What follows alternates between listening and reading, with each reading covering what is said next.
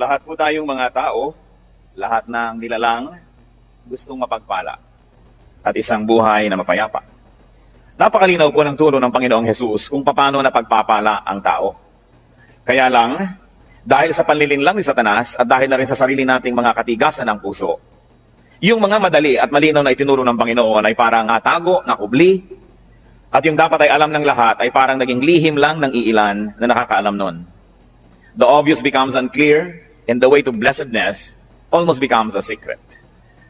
Sabi po sa pangalawang Korinto 4, 2 Corinthians 4:4, the God of this age has blinded the minds of unbelievers. Ang Diyos-Diyosa ng panahon na ito, si Satanas, ay nagbulag sa kaisipan, sa puso ng mga di nananampalataya. Acts 28, 26-27. Go to these people and say, you will be ever hearing, but never understanding. You will ever be seeing, but never perceiving. For this people's heart has become calloused. They hardly hear with their ears, and they have closed their eyes. Isa pong malungkot na description ng mga tao na naging bulag sa katotohanan ng Diyos, tumigas ang puso, nabingi ang mga tainga, at di na nakakakita. Ang mga pinagpalang tao po ay pinagpala dahil sila'y nakakakita. Mahalaga na ang mata ay nakakakita at ang tainga ay nakaririnig. Blessed people are blessed because they see. What they see is almost a secret to the ungodly. At yan po ang tema ng ating pag-aaral ngayon, 3 secrets of blessed people. Ang 3 lihim ng mga taong lubos na napagpapala. Na dapat sana'y hindi lihim, subalit dahil sa kabulagan ng marami, nagmumukha tuloy na lihim. Luke 6:37-38. Ang nagsasalita po dito ay ang Panginoong Hesus. Do not judge, and you will not be judged. Do not condemn, and you will not be condemned. Forgive, and you will be forgiven. Give, and it will be given to you. A good measure, pressed down, shaken together, running over, will be poured into your lap. For with the measure you use, it will be measured to you. Narito po at mahuhukay sa ilang mga pangungusap na ito ang pinag-uusapan nating 3 lihim ng mga taong tumatanggap ng pagpapala. Sabi ng Panginoon, huwag manghuhusga ng kapwa at nang di kayo husgahan. Magpatawad at nang kayo'y mapatawad din. Magbigay at nang kayo'y mabigyan din. At paano po ipinakita at ipinaliwanag kung paano daw tayo bibigyan kung tayo mapagbigay? A good measure, pressed down, shaken together, and running over. Siksik, liglig, umaapaw. Ang ibubuhos daw sa kandungan nung bibigyan. Paano po kandungan? Nung araw po, lalo sa Israel, pag bumibili kayo ng trigo o bumibili kayo ng mga kung ano-anong mga grains, mga butil, may mga madadayang tendero, ang galing ng pulso, na pag nagsasalin sila ng mga butil na ito doon sa sukatan, kumbaga sa salop, ang galing nilang magpasama ng hangin, kaya tuloy maraming mga hangin sa pagitan ng mga trigo, konti lang pala yung laman, mukhang puno na. At mabilis nila yung isasalin sa yung sisidlan para huwag mo nang mabigyan ng oras na yung trigo na yun ay bumaba. Kasi pag tumagal, bababa yun eh. Malalaman mong may kulang pala sa sukatan. Yun daw ibibigay ng Panginoon, tama ang sukatan, tapos siniksik pa, inuga-uga, para lalo pang bumaba at madagdagan pa uli pag nagkaroon na naman ng espasyo, at umaapaw. At dahil po nung araw, ang tao, lalaki at babae, mahahaba ang mga damit. Pag may binibili kayong mga trigo, wala naman kayong dalang paper bag, wala naman kayong dalang grocery bag, hahawakan nyo ang laylayan ng mahaba nyong damit hanggang makarating sa may gitna ng inyong hita ang laylayan na yon, at para kayo ngayong may malaking-malaking bulsang hawak, doon ibubuhos yung pagpapala. Kaya sabi, it will be poured into your lap. Napakagandang makita na yung binigyan ay hindi nagreklamo, nung sukatin niya sa bahay ay hindi kulang, kundi sobra-sobra pa. At narito po yung 3 secrets of blessed people.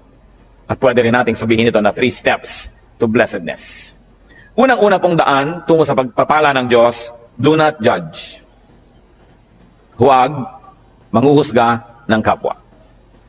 Tingnan po natin sa dictionary ang ibig sabihin ng to judge. It is to form an opinion or to pass judgment on someone. So makikita po natin na yung palang lumilikha ka ng yung mga iniisip tungkol sa isang tao, yung sinasabi mo na siya ay ganito, siya ay ganon, hindi mo pa naman lubos na nauunawaan, yan ay isang uri ng judgment. Pag may nagsumbong sa'yo tungkol sa isang tao, hindi mo pa naririnig ang panig ng isinumbong, kampi ka na agad doon sa nagsumbong, isang uri ng judgment. May nabalitaan ka, hindi mo naman nalaman kung anong paliwanag ng kabilang partido, bumuo ka na agad ng pasya kung sino ang tama at mali, sino ang masama at mabuti, isang uri na naman ng judgment. Huwag daw manghuhusga. Matthew 7:1-2, ang Panginoong Jesus, sabi niya, do not judge. This is another echo of what was said. For you too will be judged. For in the same way you judge others, you will be judged. And with the measure you use, it will be measured to you.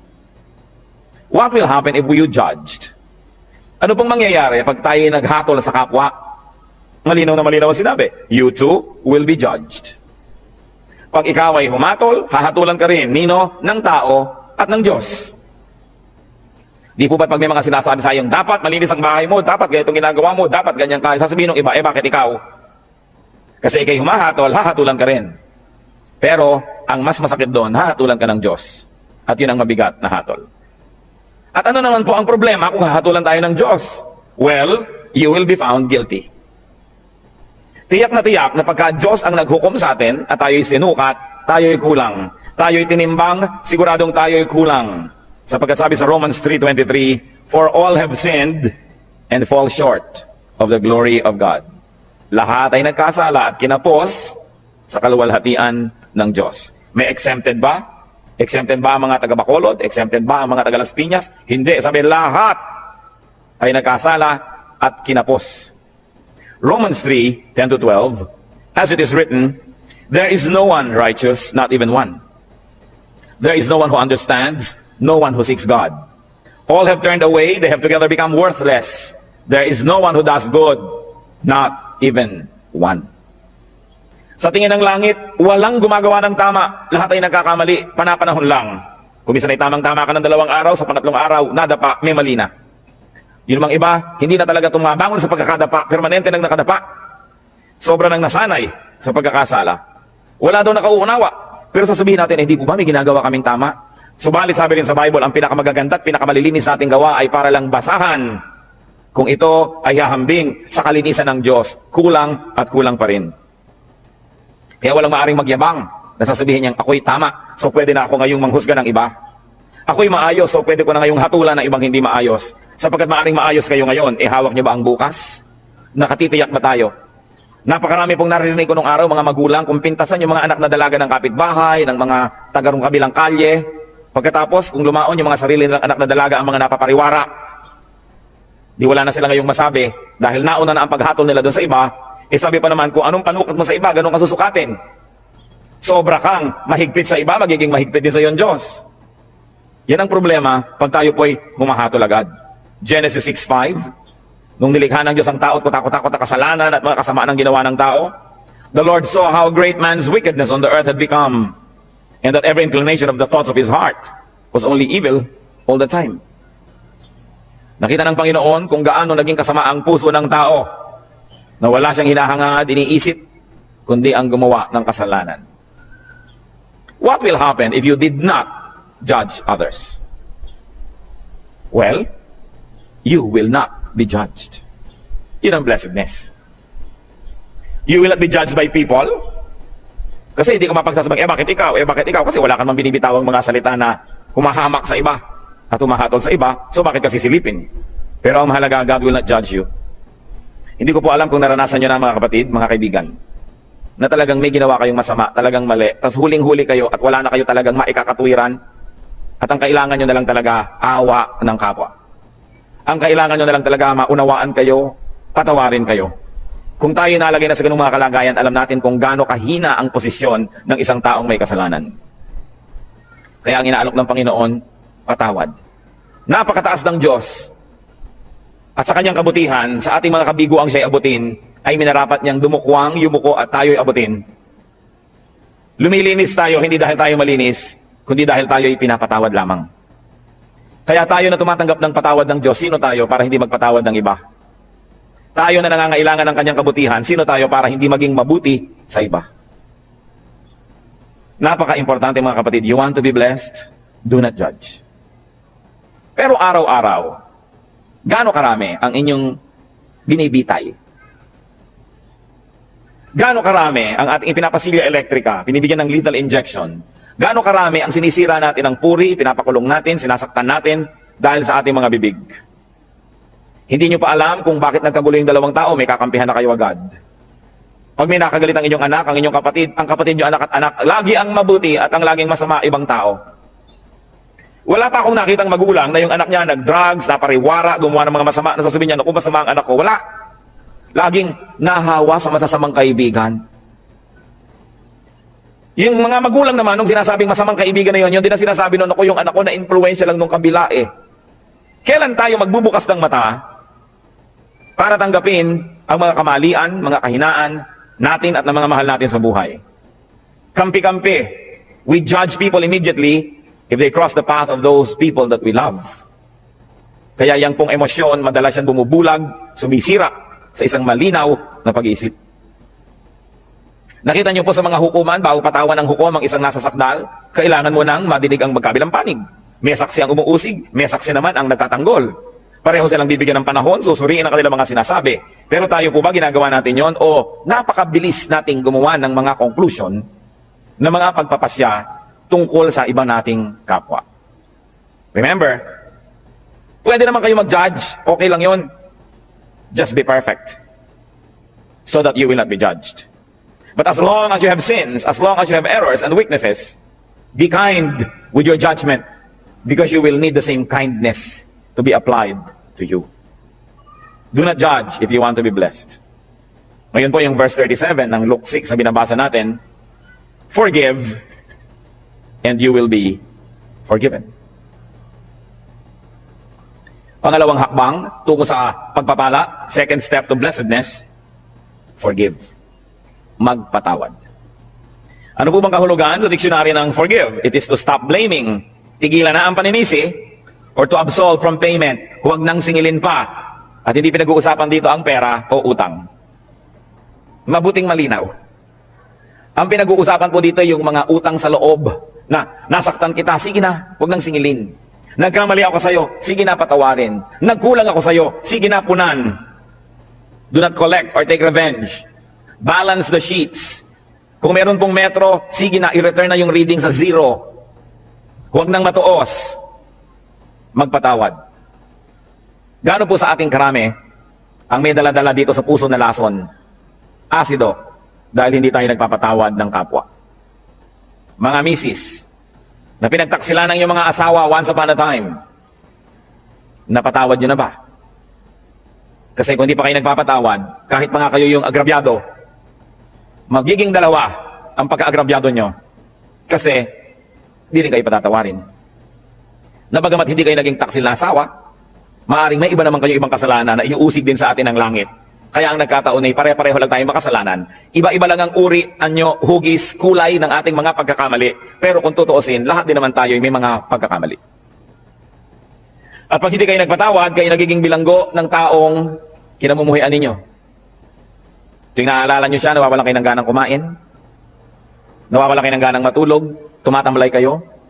Pati sa pagnenegosyo nyo, nawawala kayo sa sarili, nagkakamali-mali ang sukle. Nalulugi pa rin kayo. Ipagpalagay na minsan na tayong nalugi, minsan na tayong nasaktan, minsan na tayong nahirapan. Pero habang di pa kayo nagpapatawad, patuloy pa kayong masasaktan.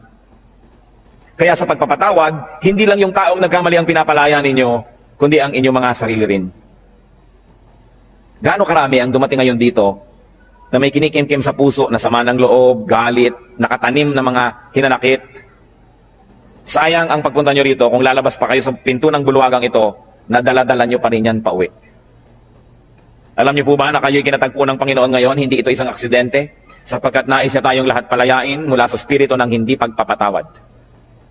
Kung ang Panginoong Jesus na walang kasalanan, hinampas, sinaktan, ipinako, pinagbuhat ng mabigat na troso, inalipusta, binuran sa muka, binunutan ng bigote, sinampal, pinagsabihan ng mga masasakit na salita, sa kabila ng kanyang pagbuhay sa mga patay, pagpapagaling sa mga may sakit, pagpapakain sa mahihirap, sa kabila nun ay siya'y nagawa ng masama, subalit siya'y nagpatawad.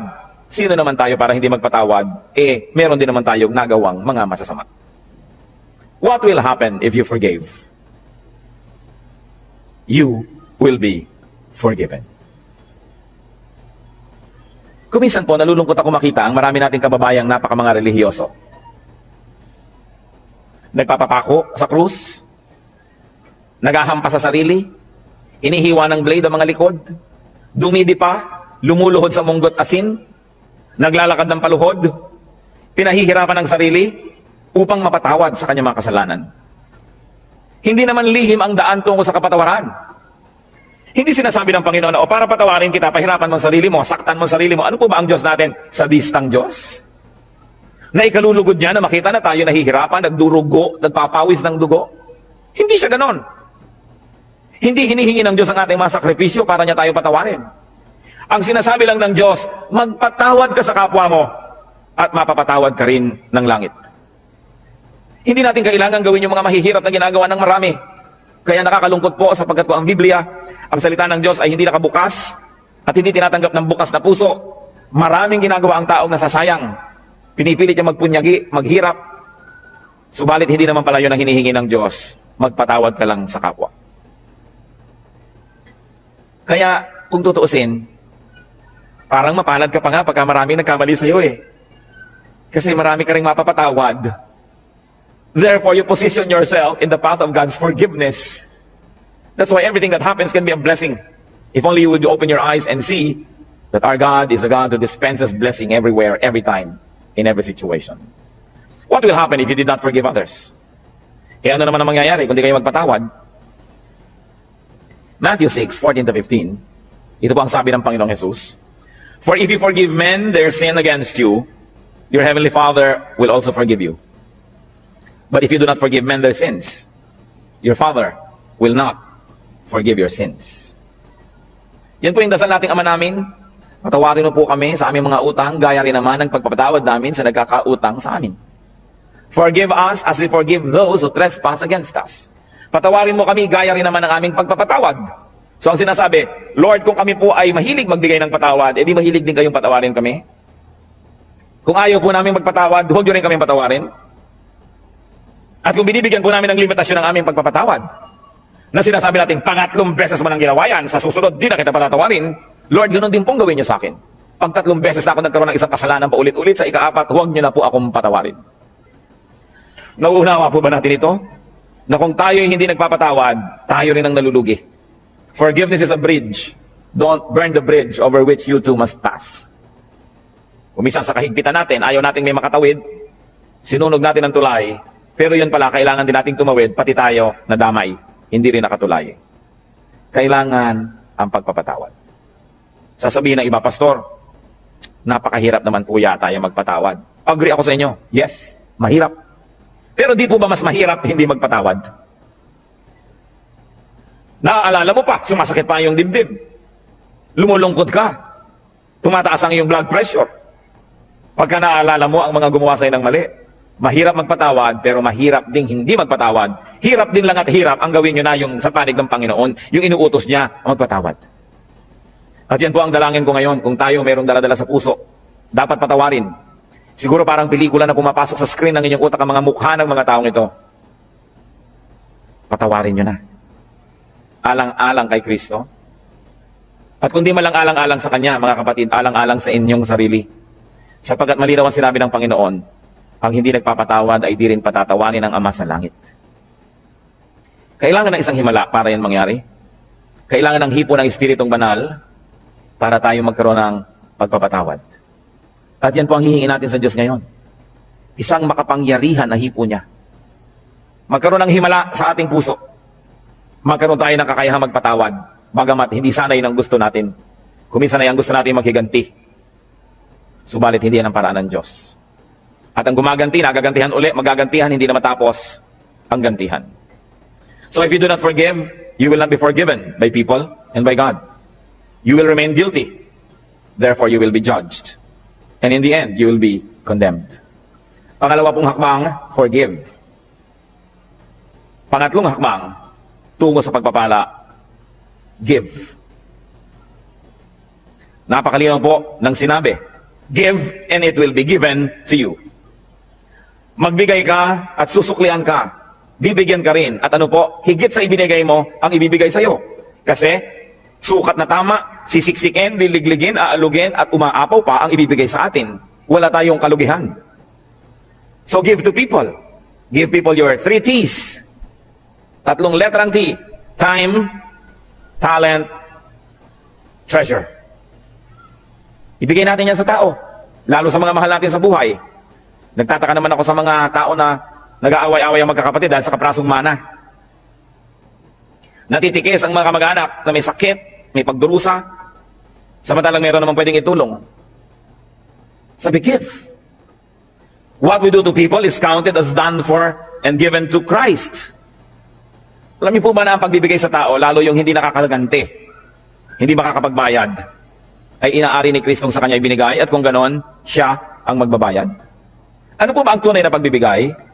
Yung ang binibigyan mo ay walang kakayahang gumante ng mabuti rin. Kasi kung may kakayahan, binigyan mo lang, baka investment lang yan, puhunan, namumuhunan ka lang. Nagbibigay ka ng maganda dahil may kapangyarihan siyang magsukli sa'yo sa panahon na kailangan mo siguro ang tulong niya. Hindi nyo ba napapansin, pagka mayaman ang may birthday, mahal ang mga regalo? Tapos pagkapwa natin mahirap ang may birthday, kung ano-ano lang ng mga binalot na kalendaryo, mga tuwalyang may mga sulat na inchik na good morning, na isang laba mo lang, gapak-gapak na.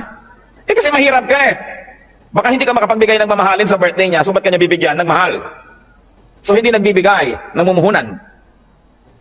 Pero kung tayo po ay mga kamaralita, may nagregalo sa atin ng napakahalagang bagay, alam nilang hindi natin kayang suklian yon. Yun ang tunay na nagbigay.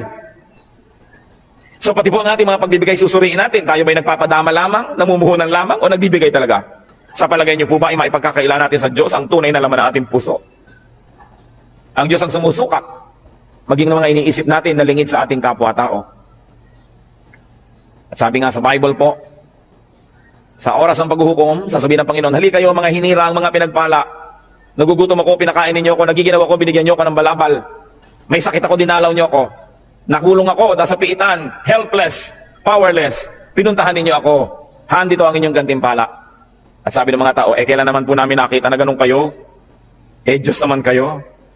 Sabi ni Lord, aba, lahat ng taong tinulungan ninyo, inaari ko na sa akin nyo yun ginawa.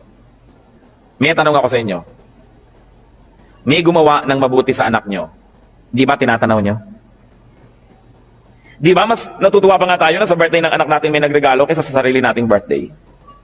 Di ba't kung may mga regaluhan sa Pasko, tinitingnan nyo yung anak nyo kung may nag-aabot man lang kahit isa at nasasaktan ng puso nyo na walang nagbibigay sa kanya? Lahat ng tao, likha ng Diyos. Mahal niya ang lahat ng tao. Pag nagbigay ka sa isa niyang minamahal na tao, lalo yung kapuspalad, yung walang pumapansin, hindi kaya niya alam? Hindi kaya niya tinatandaan? At sasabihin niya, balang araw, susuklian ko ang kabutihan mo. Kahit ngayon pa lang, susuklian ko na, sapagkat mabuti ka dito sa aking mga nilalang. Di ba't pag may sumasakit sa kalooban ng ating mga anak, ay tayo unang-unang nasasaktan? So kung may sinasaktan kang tao, sa palagay mo ba hindi mo sinusugatan ang puso ng Diyos? Kung meron kang taong hinuhusgahan, pinag-uusapan, chinichismis, inaagawan ng asawa, inaagawan ng pera, nilalamangan, hindi kaya natin pinalulungkot ang puso ng Diyos. Kaya ang sabi niya sa Matthew 25:45, I tell you the truth, whatever you did not do for one of the least of these, you did not do for me. At yung kabaligtaran naman sa verse 40, sabi niya, whatever you did for one of the least of these brothers of mine, you did for me. Kung ano, ang buting di mo ginawa sa kanila, ay sa akin mo ipinagkait at ako ang sisingil sa iyo. At kung ano naman ang buting ibinigay mo sa kanila, ako ang tatanaw ng utang na loob na yon. Ako ang magsusukli. Lalo pangat walang nakapuri sa iyo, walang nakapansin, hindi ka binigyan ng plaque, hindi ka pinagpagawa ng monumento, ako ang nakakaalam ng lihim mong kabutihan. At sabi sa Biblia, yung ama na nakakaalam ng mga lihim na gawang kabutihan, ang siyang magbibigay sa atin ng pagpapala. Whatever we give to people, we give to God. And if you give to people, therefore you give to God. Why will you not be blessed? Sasabihin iba, kailangan wise? Bakit ko bibigyan niya? Di ako nawalan. Yung iniipon ko ang nabawas. Gaano kahirap ba sa Diyos na ibalik ang gusto niyang ibalik? Kung gusto ba kayong pagpalain ng Diyos, may makakapigil sa Kanya. At kung ayaw kayong pagpalain ng Diyos, meron bang makakapilit sa Kanya? Kaya mahalaga po, yung kasiyahan ng Diyos ang ating inuuna. So we give to people, any people, the least of people. But we also give to Christ's workers. Whatever is given to Christ, disciples, whatever is given to Christ, workers and servants, is counted as given to Christ. Mark 9:41, sabi ng Lord, I tell you the truth. Anyone who gives you a cup of water in my name, because you belong to Christ, will certainly not lose his reward. Kausap niyo po ang kanyang mga disipulo. Sabi niya, maski isang basong tubig lang ang ibigay sa inyo dahil lingkod ko kayo, hindi malilimutan ng langit yon at mayroon siyang gantimpala. Gusto nating matuwa ang Diyos, maging mapagbigay tayo sa kanyang mga lingkod. Hindi lang sa mga pastor. Kumisan nga yung mga pastor, marami nang natatanggap yan ng mga regalo. Pero yun bang mga singer, Bible study leader, Sunday school teacher, yung janitor, kasama din yun sa gawain, yung electrician, yung mga usherette, yung taga-piano, lahat yan ay mga lingkod ng Diyos. Hindi lang ang pastor. Naroon naman na darating kayo sa church, aabutan nyo man lamang ng kalahating kilong longganisa galing sa lokban. Itong pianista, sa palagay nyo ba, hindi aariin ng Diyos yun, nasa kanya ibinigay, lingkod niya yon? Mag-isip-isip tayo mga kapatid, sapagkat maiksi ang buhay. Kakaunti ang mga araw at bilang. Kailangan bawat araw, meron tayong nabibigyan, may nagagawa ng mabuti. Sapagkat ang lahat ng yan ay tinutuos ng langit. Pero mas mabuti sana na hindi natin ginagawa yun dahil tinutuos, kundi dahil talaga ang puso natin ay naging makadiyos na at ang likas sa Diyos ay mapagbigay. Ganon din naman ang ibinibigay natin sa church, sa gawain ng church, inaari rin yun na ibinibigay kay Kristo. What is given to the church is counted as given to Christ because the church is His body. Sabi po ng Ephesians 5:23, Christ is the head of the church, His body of which He is the Savior. Kung ang iglesia, ang kapatiran ay si Kristo ang ulo at ang lahat ng narito ay bahagi ng kanyang katawan, kung may sinasaktan tayo na tao sa church, meron tayong tinitikis na gawain, may tinatalikuran tayong mga duty, edi ang tinitikis natin ay mga bahagi ng katawan ni Kristo. Pwede bang mahal mo ang isang tao, inaayos-ayos mo yung mukha, pine-facial mo, minamasa-masahe, pagkatapos pinuputol mo yung mga daliri, minamartilyo mo yung tuhod, pwede ba yun? Dahil si Kristo ang pinuno ng iglesia, mamahalin natin ang lahat ng bahagi nito. Pagmamalasakitan, aalagaan, tutulungan. What will happen when we give to people, to Christian workers, to the church? We receive back what we give. Siksik, liglig, umaapaw. You can never outgive God.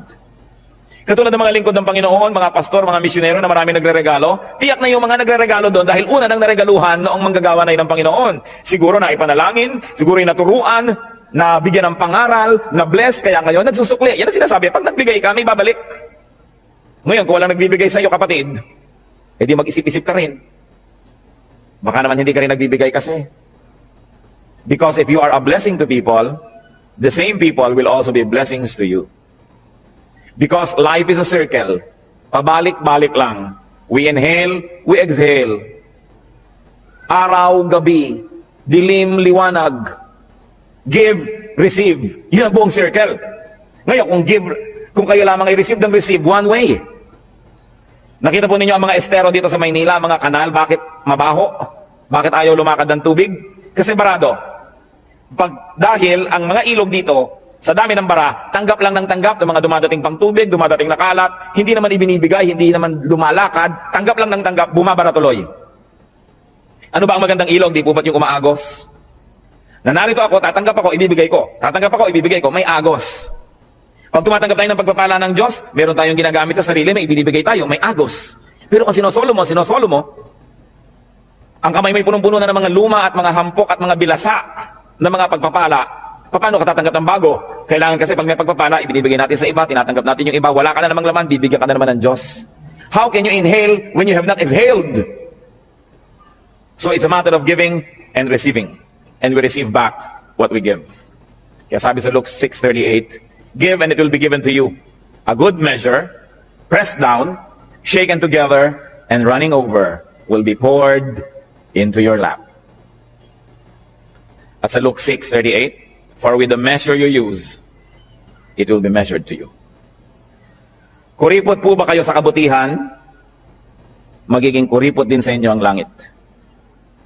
Mapagparaya ba tayo at mapagbigay? Ganon din ang tatanggapin nating atensyon mula sa langit. Because what you give is what you will receive. We will be judged and condemned just like the way we judge and condemn others. So pag-ingatan ang bibig. We will be forgiven just like the way we forgive.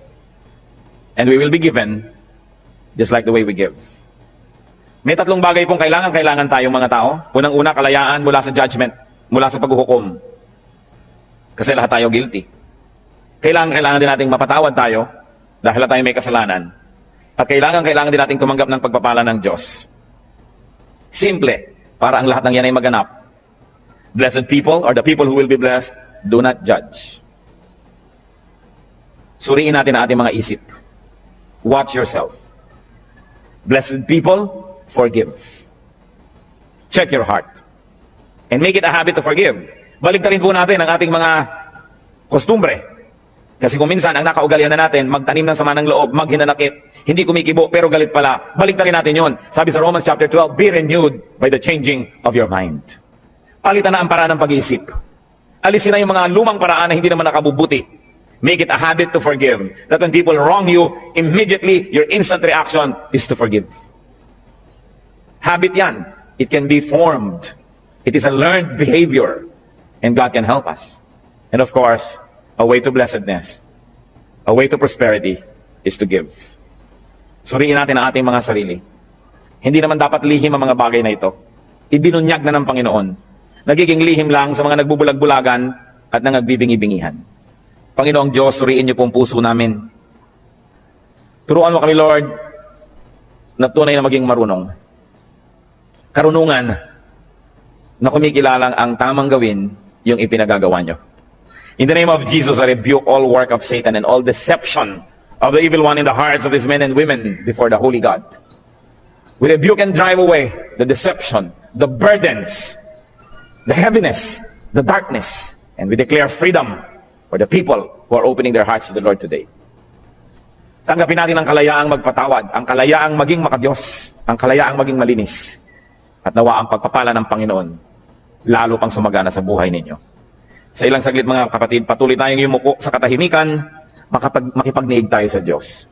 Dinggin natin ang tinig ng Espiritu na nakikipag-usap sa atin ngayon. Makipagniig sa Espiritu ng Diyos.